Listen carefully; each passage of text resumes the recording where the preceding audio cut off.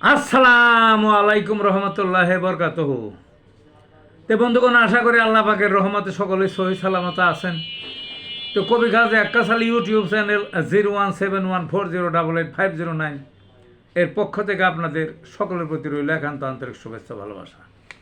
তো বন্ধুগণ, এখন আপনাদের সামনে যে বয়ানটা রাখবার চেষ্টা করব, বয়ানটার নাম হলো ডায়াবেটিসের ক্ষতে হোমিওপ্যাথিক চিকিৎসা। ডায়াবেটিসের ক্ষতে মানে যাদের জটিল ডায়াবেটিস বা বহুদিন ডায়াবেটিস মাত্রায় বেশি, তাদের ক্ষত হয়, ঘা হয় জায়গায় জায়গায় শরীরে, বা কোনো কোনো জায়গায় ঘা হয়, এমন ঘা পরে কাইটে ফালিয়ে দিতে হয়, বুঝছেন না, পয়সা যায়, গন্ধ দুর্গন্ধ।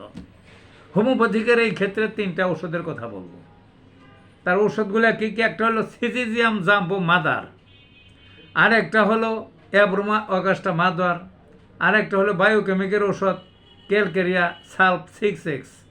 এই 3টা খাওয়াবেন, দেখবেন যে এই 1 থেকে 2 মাস খাওয়ালেই ভালো হয়ে যাবে। তো ভালো থাকুন বন্ধুগণ।